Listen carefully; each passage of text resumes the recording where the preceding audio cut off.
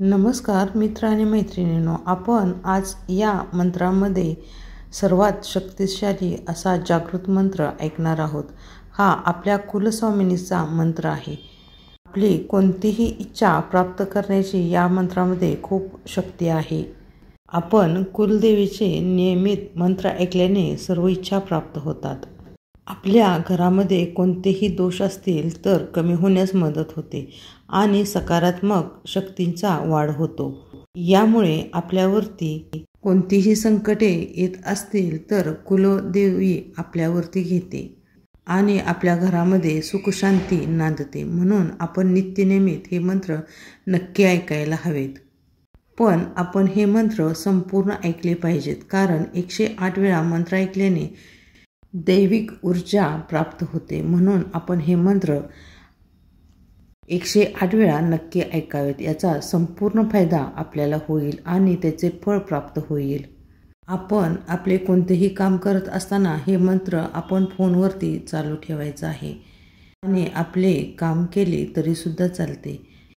चला तर मंत्रांना सुरुवात करूया. तत्पूर्वी तुम्ही या चॅनलवरती नवीन असाल तर बेल आयकॉनची घंटी दाबा, जेणेकरून आम्ही जे मंत्र पाठवू ते सर्वात आधी तुमच्यापर्यंत पोहोचतील. आणि जास्तीत जास्त शेअर करा, लाईक करा आणि सबस्क्राईब करा.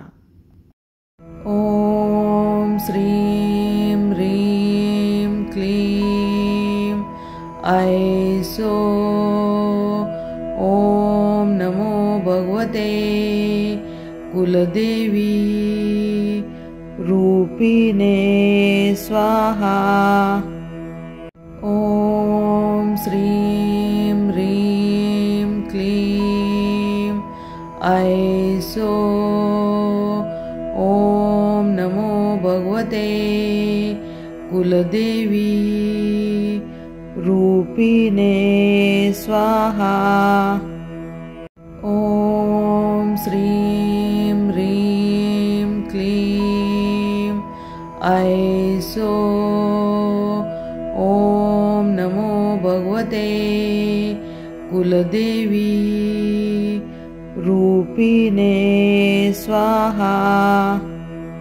ओम श्रीं ह्रीं क्लीं ऐसो. ओम नमो भगवते कुलदेवी रूपिणे स्वाहा. ओम श्रीं ह्रीं क्लीं ऐसो. ओम नमो भगवते कुलदेवी रूपिणे स्वाहा. ओम श्रीं ह्रीं क्लीं ऐसो. ओम नमो भगवते कुलदेवी रूपिणे स्वाहा.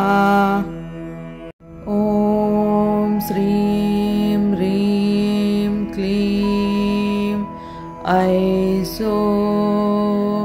ओम नमो भगवते कुलदेवी रूपिणे स्वाहा. ओम श्रीं ह्रीं क्लीं ऐसो. ओम नमो भगवते कुलदेवी रूपिणे स्वाहा. ओम श्रीं ह्रीं क्लीं ऐसो. ओम नमो भगवते कुलदेवी रूपिणे स्वाहा.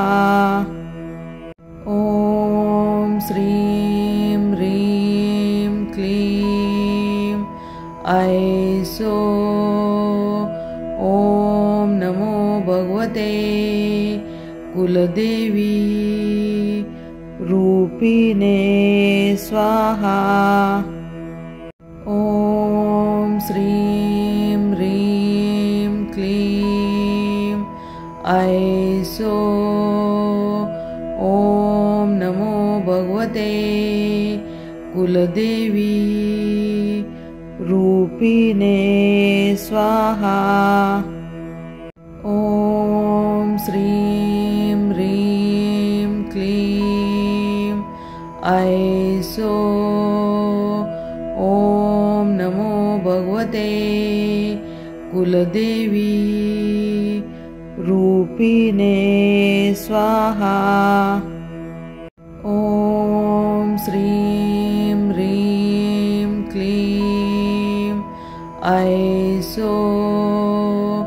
ॐ नमो भगवते कुलदेवी रूपिणे स्वाहा। ॐ श्रीं ह्रीं क्लीं ऐसो। ॐ नमो भगवते कुलदेवी रूपिणे स्वाहा। ॐ श्रीं ह्रीं क्लीं ऐसो। ॐ नमो भगवते कुलदेवी रूपिणे स्वाहा। ॐ श्रीं ह्रीं क्लीं ऐसो। ॐ नमो भगवते कुलदेवी रूपिणे स्वाहा। ॐ श्रीं ह्रीं क्लीं ऐसो। ॐ नमो भगवते कुलदेवी रूपिणे स्वाहा। ॐ श्रीं ह्रीं क्लीं ऐसो। ॐ नमो भगवते कुलदेवी रूपिणे स्वाहा। ॐ श्रीं ह्रीं क्लीं ऐसो। ॐ नमो भगवते कुलदेवी रूपिणे स्वाहा। ॐ श्रीं ह्रीं क्लीं ऐसो। ॐ नमो भगवते कुलदेवी रूपिणे स्वाहा। ॐ श्रीं ह्रीं क्लीं ऐसो। ॐ नमो भगवते कुलदेवी रूपिणे स्वाहा। ॐ श्रीं ह्रीं क्लीं ऐसो। ॐ नमो भगवते कुलदेवी रूपिणे स्वाहा। ॐ श्रीं ह्रीं क्लीं ऐसो। ॐ नमो भगवते कुलदेवी रूपिणे स्वाहा। ॐ श्रीं ह्रीं क्लीं ऐसो। ॐ नमो भगवते कुलदेवी रूपिणे स्वाहा। ॐ श्रीं ह्रीं क्लीं ऐसो। ॐ नमो भगवते कुलदेवी रूपिणे स्वाहा। ॐ श्रीं ह्रीं ऐसो। ओम नमो भगवते कुलदेवी रूपिणे स्वाहा। ओम श्रीं ह्रीं क्लीं ऐसो। ओम नमो भगवते कुलदेवी रूपिणे स्वाहा। ओम श्रीं ह्रीं क्लीं ऐसो।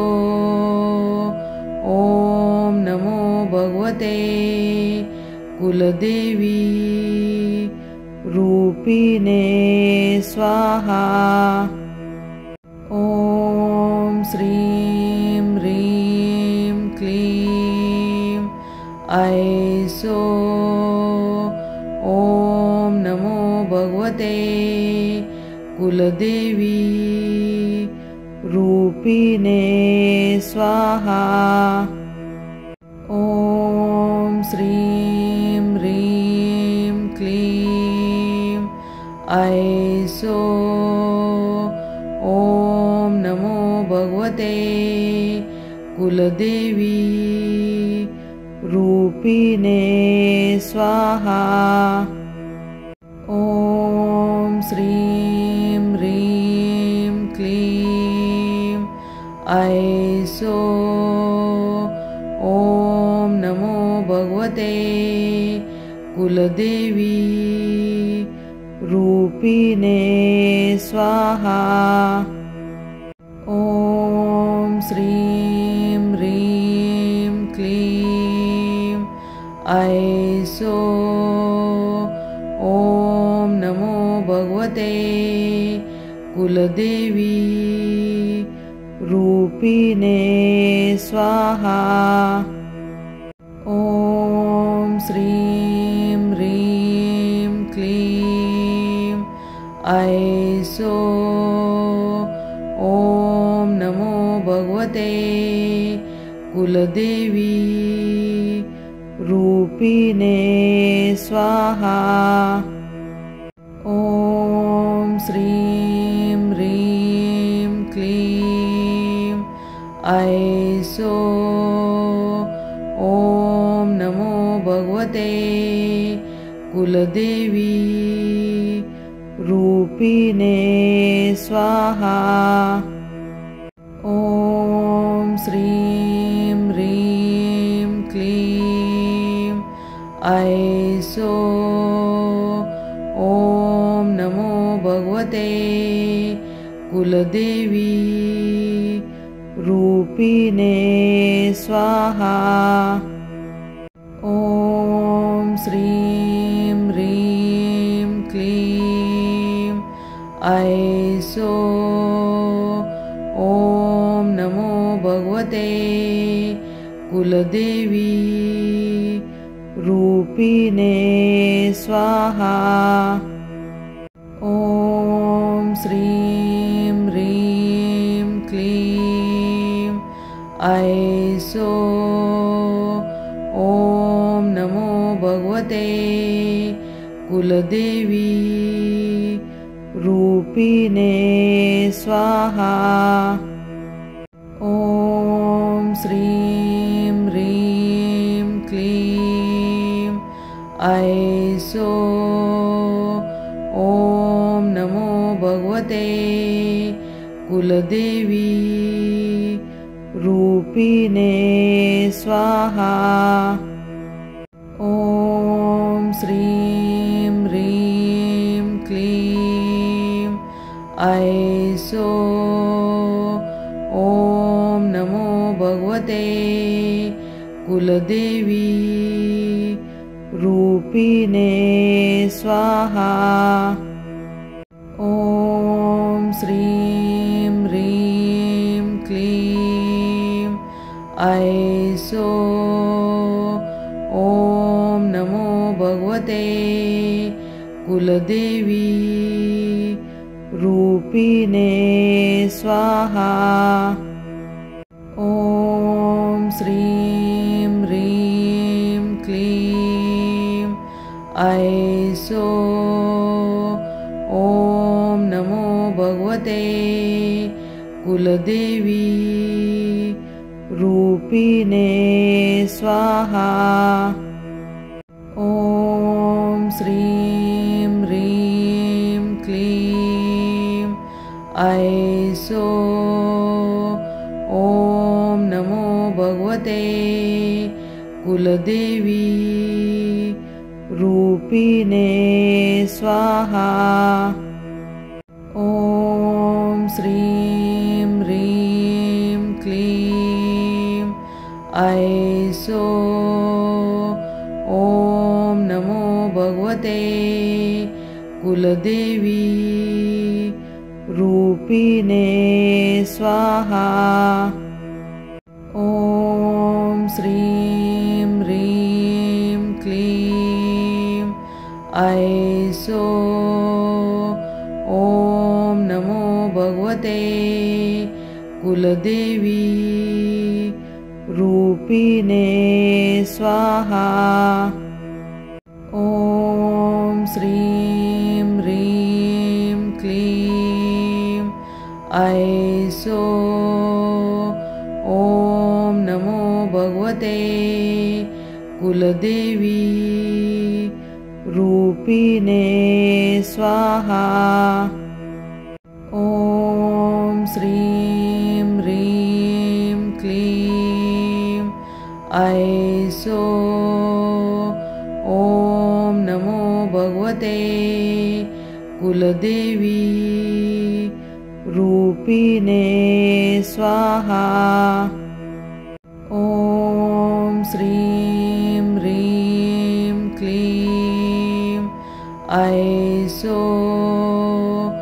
ओम नमो भगवते कुलदेवी रूपिणे स्वाहा। ओम श्रीं ह्रीं क्लीं ऐसो।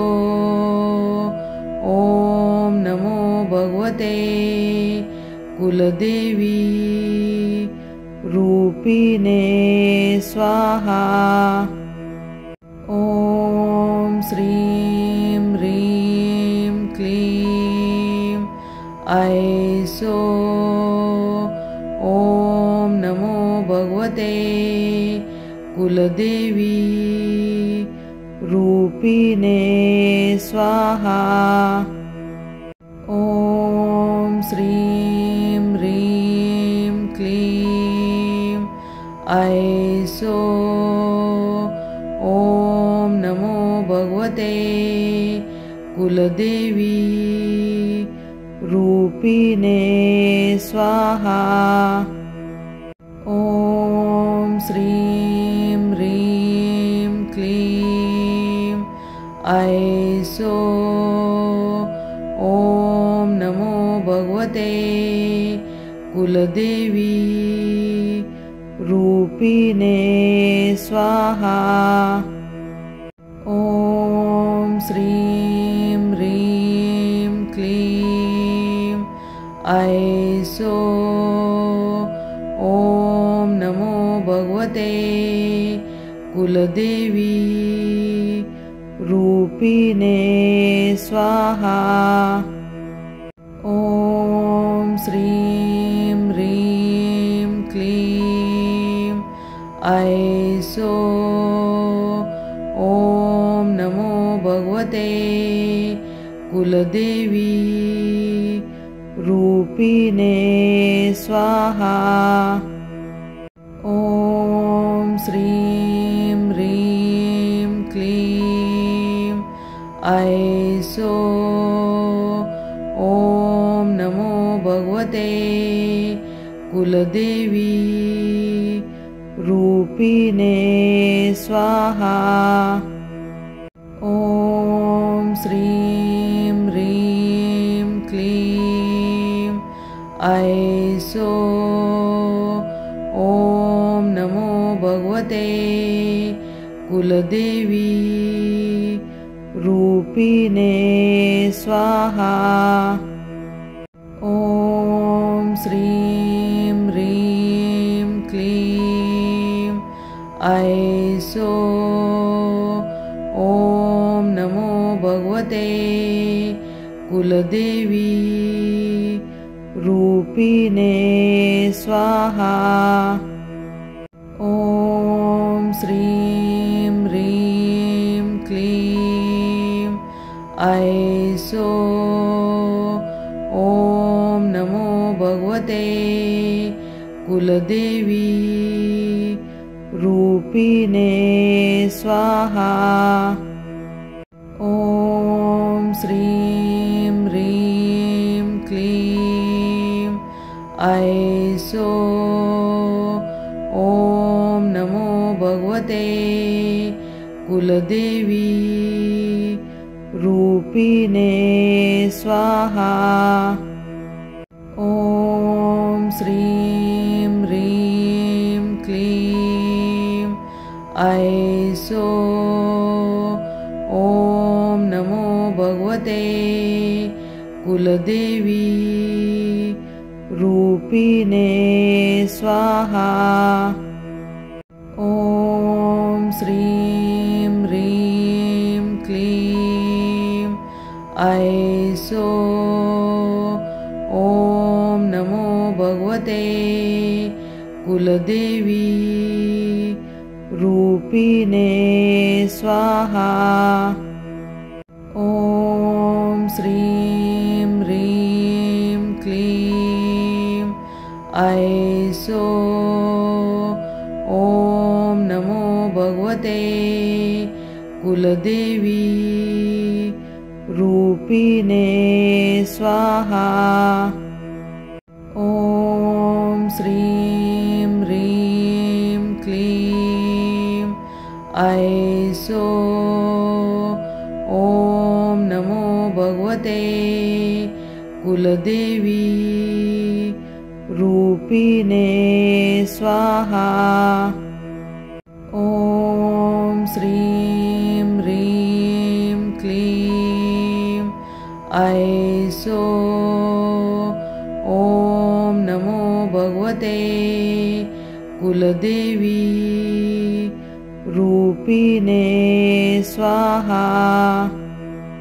ॐ श्रीं ह्रीं क्लीं ऐसो।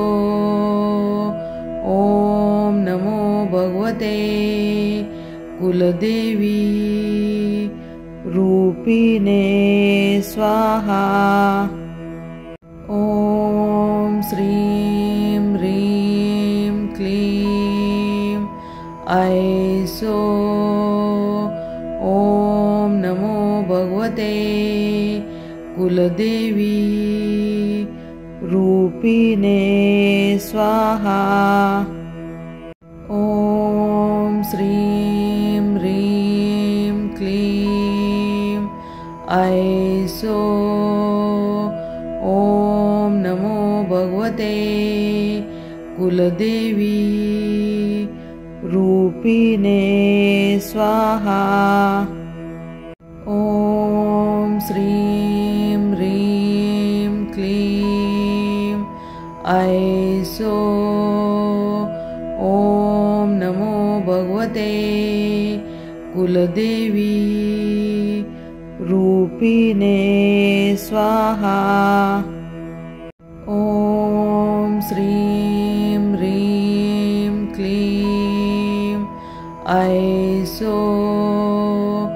ॐ नमो भगवते कुलदेवी रूपिणे स्वाहा।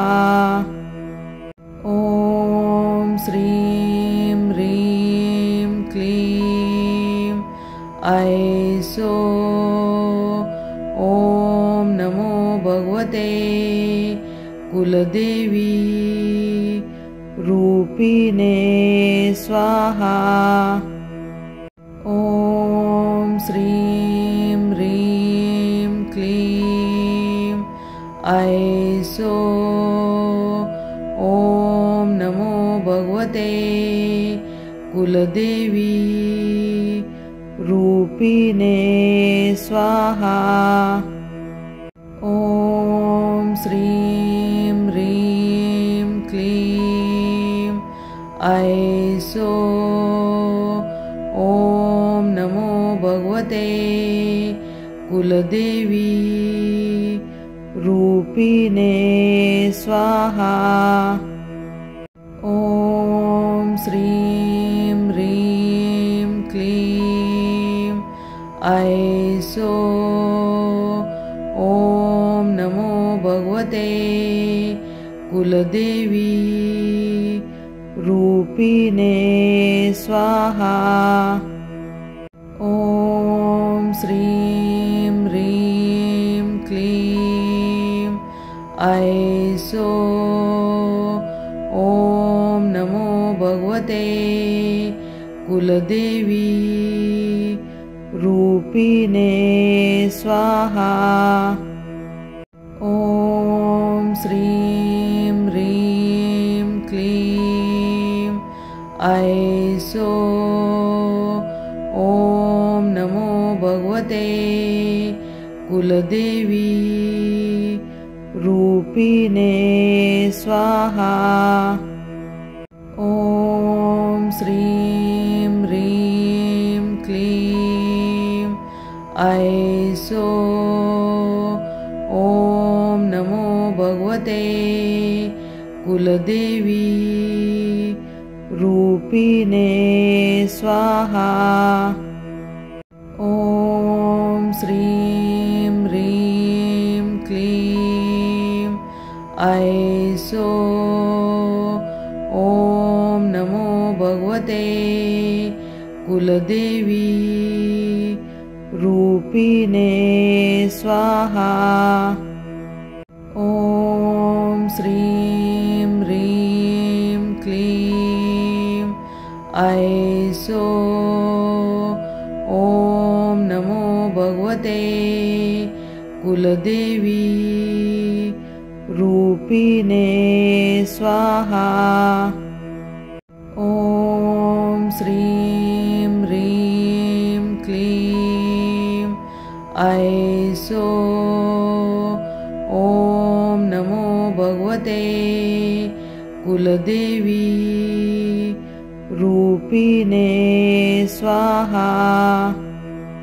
ॐ श्रीं ह्रीं क्लीं ऐसो। ॐ नमो भगवते कुलदेवी रूपिणे स्वाहा। ॐ श्रीं ह्रीं क्लीं ऐसो। ॐ नमो भगवते कुलदेवी रूपिणे स्वाहा। ॐ श्रीं ह्रीं क्लीं ऐसो। ॐ नमो भगवते कुलदेवी रूपिणे स्वाहा। ॐ श्रीं ह्रीं क्लीं ऐसो। ॐ नमो भगवते कुलदेवी रूपिणे स्वाहा। ॐ श्रीं ह्रीं क्लीं ऐसो। ॐ नमो भगवते कुलदेवी रूपिणे स्वाहा। ॐ श्रीं ह्रीं क्लीं ऐसो। ॐ नमो भगवते कुलदेवी रूपिणे स्वाहा। ॐ श्रीं ह्रीं क्लीं ऐसो। ॐ नमो भगवते कुलदेवी रूपिणे स्वाहा। ॐ श्रीं ह्रीं ऐसो। ॐ नमो भगवते कुलदेवी रूपिणे स्वाहा। ॐ श्रीं ह्रीं क्लीं ऐसो। ॐ नमो भगवते कुलदेवी रूपिणे स्वाहा। ॐ श्रीं ह्रीं क्लीं ऐसो। ॐ नमो भगवते कुलदेवी रूपिणे स्वाहा। ॐ श्रीं ह्रीं क्लीं ऐसो। ॐ नमो भगवते कुलदेवी रूपिणे स्वाहा। ॐ श्रीं ह्रीं क्लीं ऐसो। ॐ नमो भगवते कुलदेवी रूपिणे स्वाहा। ॐ श्रीं ह्रीं क्लीं ऐसो। ॐ नमो भगवते कुलदेवी रूपिणे स्वाहा। ॐ श्रीं ह्रीं क्लीं ऐसो। ॐ नमो भगवते कुलदेवी रूपिणे स्वाहा। ॐ श्रीं ह्रीं क्लीं ऐसो। ॐ नमो भगवते कुलदेवी रूपिणे स्वाहा। ॐ श्रीं ह्रीं क्लीं ऐसो। ॐ नमो भगवते कुलदेवी रूपिणे स्वाहा।